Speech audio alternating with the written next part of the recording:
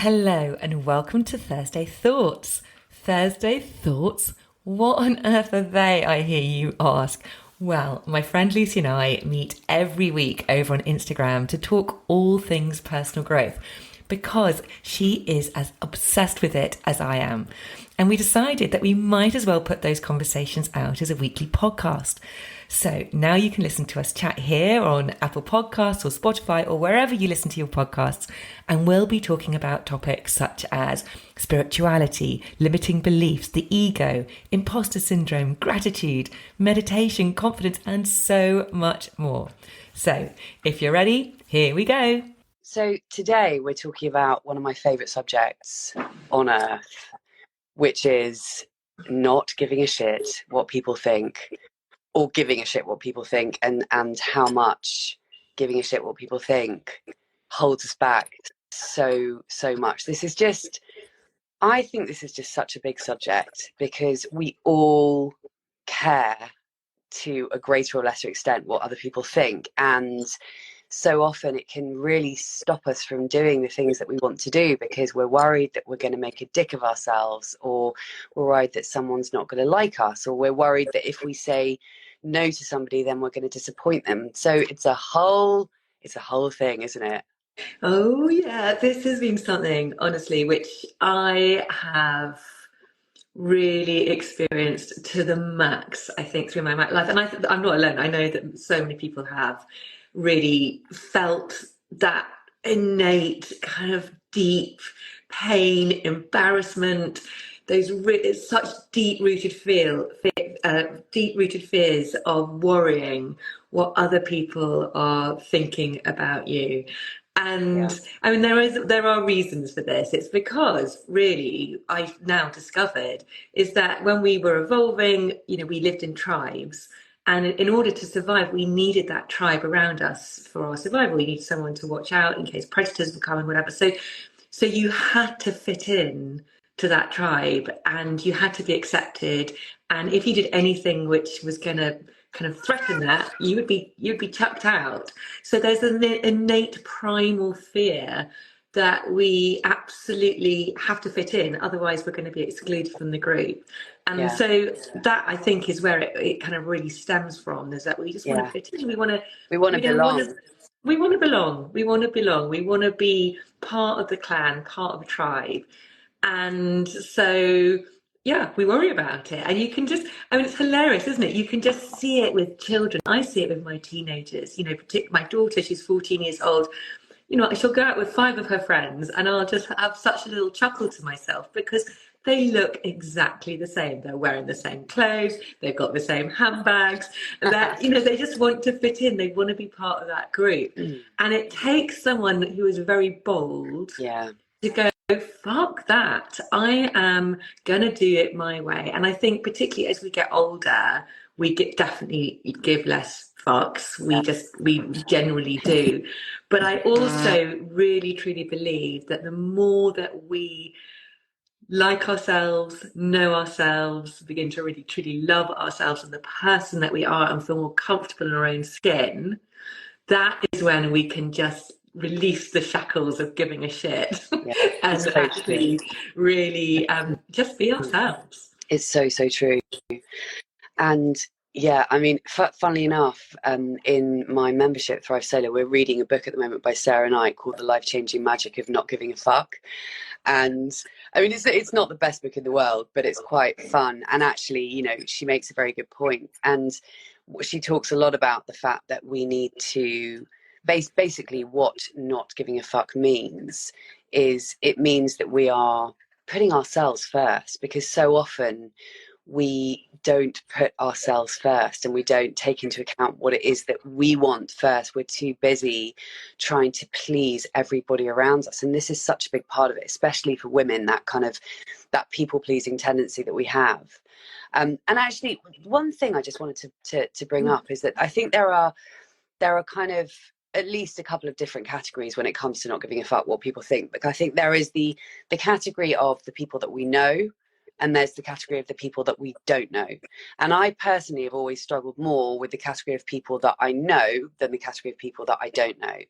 And for example, right, I received a message this morning from somebody random signed up to my website, which means signing up to my newsletter. And she literally, out of nowhere, in fact, do you know what? I'm going to bloody read it. Hang on. Completely random, without sort of putting it in any context. She said, because for anyone who listens to your podcast rather than mine, so mine is about being single and not having kids and celebrating those things. And so this woman has just said, seriously, married people don't even care whether people have children or not. We simply are not concerned. I think most childless people are paranoid, understandably why most of them are in therapy. So literally, so I have just received that email this morning. I'm just getting on with my life. You know, I was just got up and I did my breath work. In fact, I did one of your breath works that we did. So I had you in my ears, did that, you know, blah, blah, blah, blah, blah. Did my workout, feeling good, had a shower, and then looked at my emails and was like, oh, okay. And so that is obviously somebody who I have no fucking idea who this woman is, and quite frankly I don't care. And also it makes me ask the question of, why are you emailing, why are you even listening to a podcast about being single and not having kids? Anyway, the point that I'm making is, when it comes to things like that, and when it comes to like maybe a horrible comment from someone on Instagram, which I've also had, by the way, and certainly not used to, because I've only had an Instagram account since I had a podcast, and things like reviews. Like, I had one review on my podcast from a guy that just said, I know what he said. He said, reeks of entitlement. That's it. He literally just said, reeks of entitlement, and gave it a 1 star, or I think maybe 2 stars. 2-star review on Apple Podcasts. Now, there was a time before I started doing all of this inner work, and certainly before I had a podcast, where something like that would have absolutely destroyed me and made me feel horrible and upset, and I would have, agonized over it, and I would have thought, do you know what I mean? I would have thought about it for days, and But actually, when you make a choice, because I do think that it's partly a choice to not care what people think, because it's never easy, but we can't really wait until we just stop caring. Although with age, you do start caring, I think, less with age. But also, I think there has to be a bit of a choice. So when I get a shitty email from some random woman, or a shitty review from some random person who I don't know, it's we have to make a choice to just go, do you know what? Not everybody is going to like us. And actually, I think that's almost the most important thing. One of the most important things to think about this is that there is not one person in this world who everybody likes. We all have people who are not going to like us and not going to vibe with us, and people who are going to love us and totally vibe with us. And when you put it in the context of the 8 billion people on this planet, it feels less important. And also, this sounds really dark, but if you think about the fact that in 100 years, none of us are going to even still be here, then you just think, why am I worrying about what this person thinks? Why do I care when none of us are even going to be here in 100 years? And so I think actually one of the best ways of sort of dealing with this and getting over it is putting it in that kind of broader context of, there are 8 billion people on the planet, and we're not going to be here in 100 years, so why does it really matter? So I think there's that first piece of like people we don't know, and everyone, you hear people talk a lot, don't you, about people caring what other people on the internet, people that we don't know, because of course everyone's so obsessed with social media, and so we're constantly interacting with people that we don't even fucking know. Yeah. Ask yourself, number one, why do you care what these people think? And number two, does it actually matter what they think? And then I think there's for me anyway, the harder issue of the people that we know. This is the one that really trips me up over and over again. And when I'm about to do something, whether it be putting a reel on Instagram that makes me feel really vulnerable, or putting a podcast episode out that makes me feel really, a bit embarrassed and a bit shameful, or whatever it may be, that I think is harder to let go of. And actually for me, it continues to be a daily journey. like every single day I'm going to get some flash in my mind of someone who I was at freaking school with who's not even in my life anymore. I'm going to kind of worry about what they thought. But again, it's asking ourselves, why do I care about what this person I knew when I was 13 years old thinks of something that I'm going to put on Instagram? Why do I care? So I think the first question we have to ask is, why is it that we actually care about this? What are we worried about? Are we worried about being embarrassed?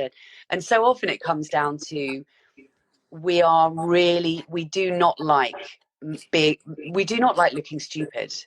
Do you know what I mean? So it's so often about, we don't want to embarrass ourselves, we don't want to look stupid. But actually, if you can just get to a point and make a choice to literally not give a shit if you make a dick of yourself, then it's so incredibly freeing. And let's take our podcast, for example. When both you and I started our podcasts, you know, initially there was a lot of fear around, you know, oh God, am I going to make an idiot of myself? But for any of us, when we're starting something new or doing something different, every single person in the world, even the most successful people who are like completely killing it now, probably if you look back at their old Instagram posts, or if you look back or listen back to their first podcast, they probably made a bit of a fool of themselves, but it doesn't matter, you know?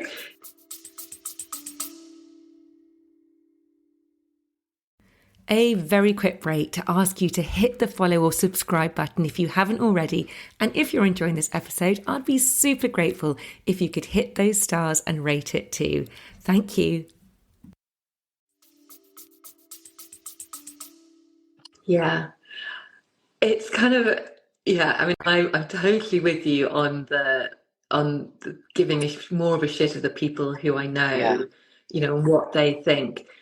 But I think ultimately they, you know, if they're people who are important to you in your life, whatever happens, they're going to be supportive of you and just think, God, well done her for just even giving that thing a go, or trying, or, you know. And if they don't, then maybe they're not the people that you thought they were, and perhaps they shouldn't be, you know, in your world. So it really is a kind of opportunity to weed out those people who perhaps aren't as supportive of you, and people who perhaps, you know, aren't as shouldn't be in your life. I also was yeah, I mean, honestly, it's so funny, isn't it? It's kind of thinking about doing some things, and you look, I mean, I can just look back at my Instagram and I can just go, oh my God, I can't believe I did that. But I do have moments of going, just absolutely, just fuck it, I really don't care. And I think you have to remember also that consumers in this world of, particularly of things like social media or anything you put out there, everyone is so fickle. Things go in a flash. You know, it's literally seconds of time, and something which you may agonize over and worry about and worry what people are thinking. It's like they literally spent 2 seconds of their life looking at it, and maybe you made some comment, some personal judgment, but it's gone. So everything is just so transient these days. There's nothing, you know, and I know it's out there, and people can look back. But actually, I love actually looking back and watching my journey of how much more confident I am now. And you've got to start somewhere, as you said. And actually, I think when you do put yourself out there and you do the things which you feel uncomfortable about, you feel worried about what people are going to think, actually majority of people are thinking, oh my gosh, well done, I'm so impressed that you can do that, I could never do that myself. And it's often the people who are very quick to judge are the people who could never do it themselves. And it's almost like a reflection back of them. You know, it's like, you know, they're the ones quick to judge, because they're kind of looking at all their sort of their weaknesses within themselves. Whereas you're right, if you just think, I'm just going to do the thing and not care what people think, actually it gives someone almost permission as well. Someone else who might not do it gives them permission to go, oh my gosh, she's done it, and look, she's just doing it, maybe not brilliantly, but why not? Why can't I do it? And I think that can be really very empowering. as well along the way. But I do think it's a muscle. It's a muscle that you have to just constantly practice, of just doing the thing. The amount of reels or content or things I've put out into the world, and I've just literally gone, oh God, I'm not sure I want to do it. Then it's just like, right, just press the button, do it. And if there's nobody if you get no comments, no likes, sod it. I don't care. I gotta just, you've got to be super clear. And we've said this before, super clear on what's your mission, what's your purpose, where are you heading, what's your North Star? And if you can be really clear on that, then it really, you can kind of put the blinkers on, and you can kind of stop worrying about all the external noise and just keep in your lane and do what is right for you. And it's just building that confidence in yourself and just feeling comfortable. The more comfortable we can feel in our own skin, the easier it's going to become. So yes, I could never have done half the things I do these days 10 years ago, because I really was so out of alignment of who I am, and so not comfortable, but I just honestly would have been hiding under my bed for days. Totally. Do you know, just to pick up on one thing that you said, or two things. Number one, you know, actually, I think if we can reframe it, that if we can sort of reframe making an idiot of ourselves to laughing at ourselves, if we can kind of be okay with making a dick of ourselves, or looking stupid, or doing something embarrassing, if we can laugh at ourselves, and I think that really helps, because, you know, ultimately, like we were saying just now, if you're trying something new, you're doing something different, you know, you've got to practice. And both you and I can look at our Instagrams and cringe. I mean, I cringe at myself on Instagram every single day. I'm pretty much cringing at myself right now. Do you know what I mean? But if you can laugh at yourself, it makes it so much easier to deal with. And also, you said putting blinkers on, and that's exactly what I do. And in fact, going back to the kind of people you said, the people that you know are the ones that you find it hard, you get more worried about, and me too. But actually, it's not the people who are actually in my life. I have this kind of in between person, so it's not people I don't know, and it's not people who are in my life and I know well. It's the people who I have known in my life and who are no longer in my life. Actually, those are the ones that I worry about the most. And I literally sometimes think of it as like putting blinkers on. Like when I've put certain podcast episodes out that have been really vulnerable, like I talked about an ex-boyfriend, I was practically in tears on this episode. It was really vulnerable, and I felt naked. I felt like I was running down Oxford Street naked. And I put an episode out where I talked about sex, and about the fact that, you know, I've been single for 7 years. I've had sex with one guy in that 7 years about 4 years ago. I would never have even said those words on a fucking Instagram live. It just never even occurred to me. But actually, I've got to the point where I'm like, do you know what? Who cares? And if you and almost if you just embrace your own kind of dickishness, if you just embrace your own, you know, embarrassment, then you can just laugh at yourself. And going back to those people who do judge, like you so rightly said, it's the people, you know, the people who are judging us are the ones who are just sitting on the freaking sidelines. They're not in the freaking game. People who are in the game and really doing shit, and, you know, trying new things and evolving and learning and growing and trying to move forward with their lives, they are not the ones that are taking the piss out of other people. They are not the ones whose opinions we need to worry about. It's the people that are sitting on the sidelines judging, who are not on the field. And actually, because of that, we have even less reason to care what people like that think. You've made me think of this. It was really funny time. It was when was it? It was probably not last year, the year before. Giles and I were invited by Giles's colleague, who he's worked with for 20 years. He used to be his boss, they're now colleagues. And it was his 60th birthday party in Scotland. And the theme for the party was national dress. And Giles knows this guy, you know, he's known him so well. So Giles thought, this guy's Scottish, his wife is Austrian. So And he said to Giles, "Oh, good luck, you English, with this theme." So Giles was just under the impression that it was like a fancy dress in inverted commas.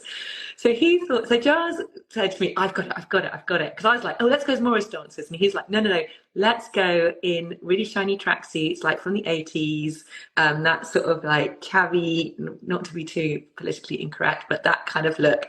So I trusted him. I thought, like, well, Giles knows this guy, so we invested from the fancy dress shop in the shiniest, chavviest, nastiest kind of tracksuits. And we kind of get shell suits.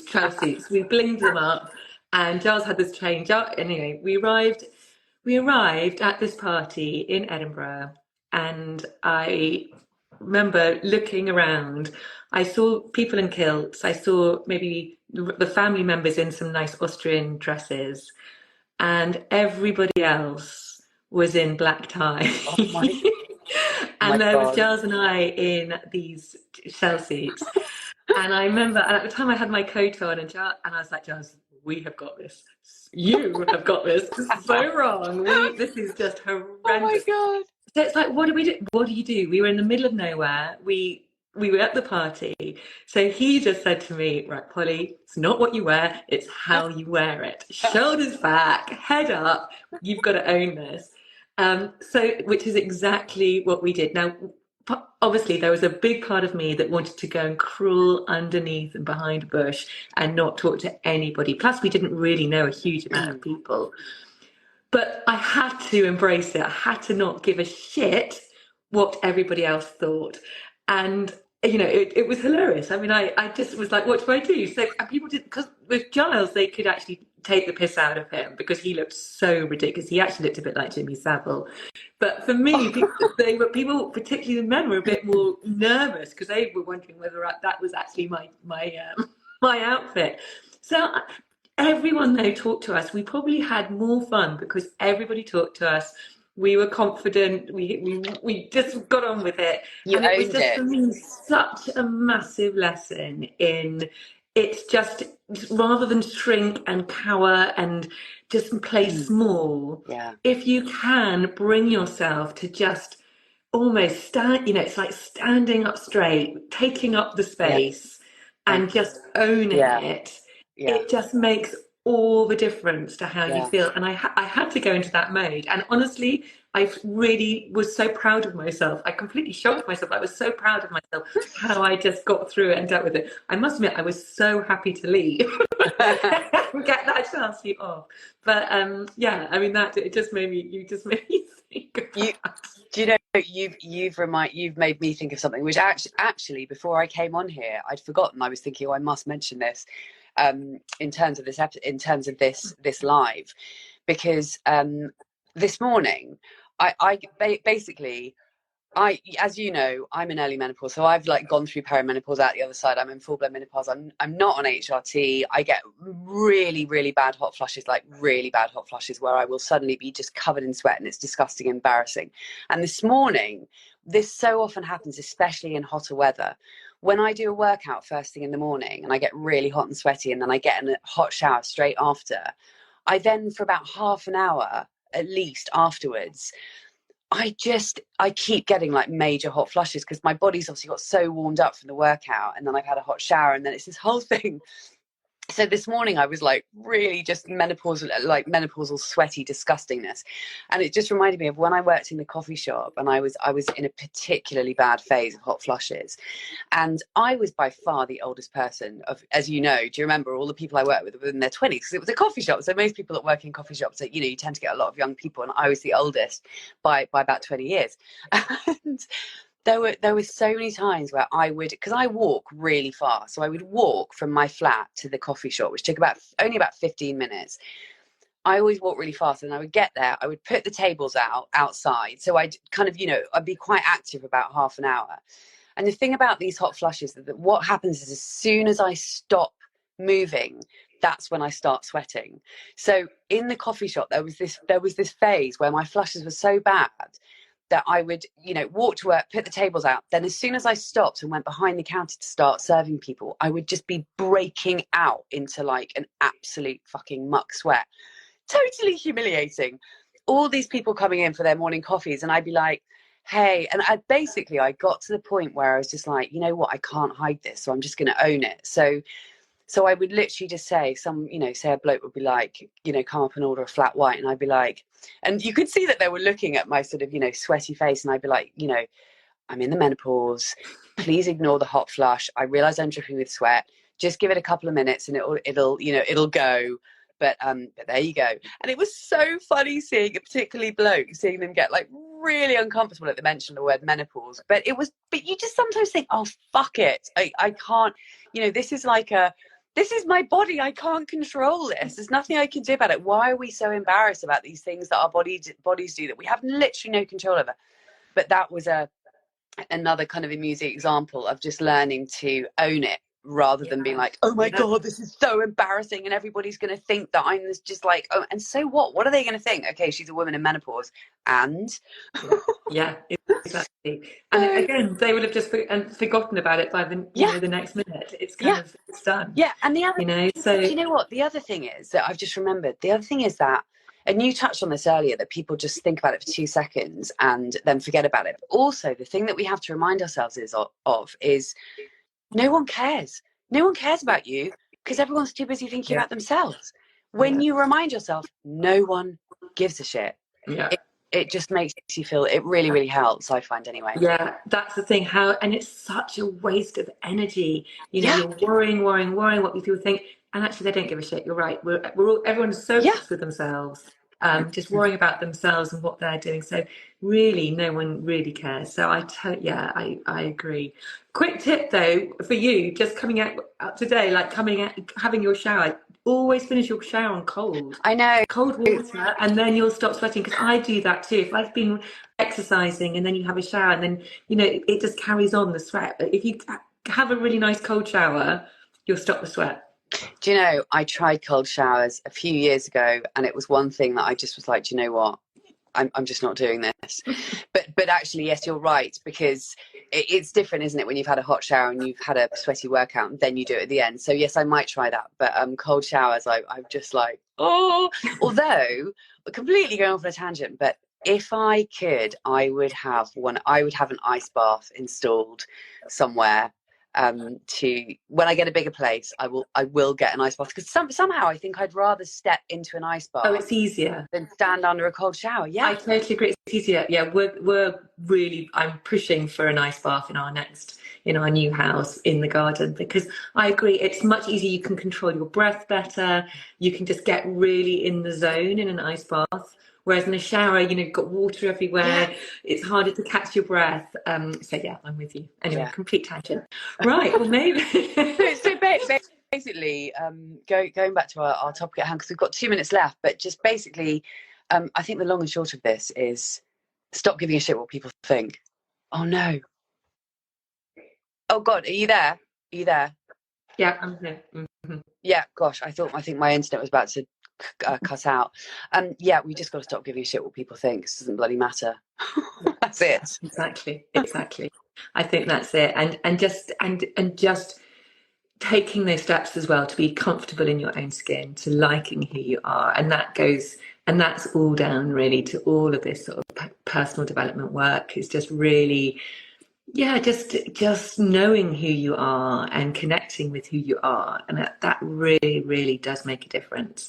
And I think that's what happens when you get older. A lot of the time, you know yourself a lot better, and it's the greatest gift you can give yourself. So true. It's so true.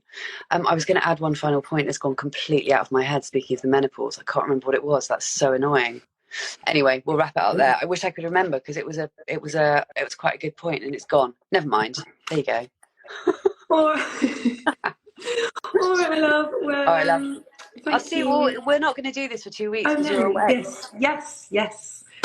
So I'll see you when I get back. Have the best time. You're going to Croatia, right? Yes, we're going to Croatia. Whereabouts? Yes. Well, we're starting in Dubrovnik. We're then going to the island of Korčula. Then we're going to the island of Hvar, and then we're flying back from Split. So we're doing a little trip. So, yeah. I went to Vis Island a few years ago, just before lockdown. Actually, it was amazing, absolutely gorgeous. Have the best time. Thank you. All right, love. Thank you so much. All right. See you in a couple of weeks. Lots of love, baby. Bye. Bye.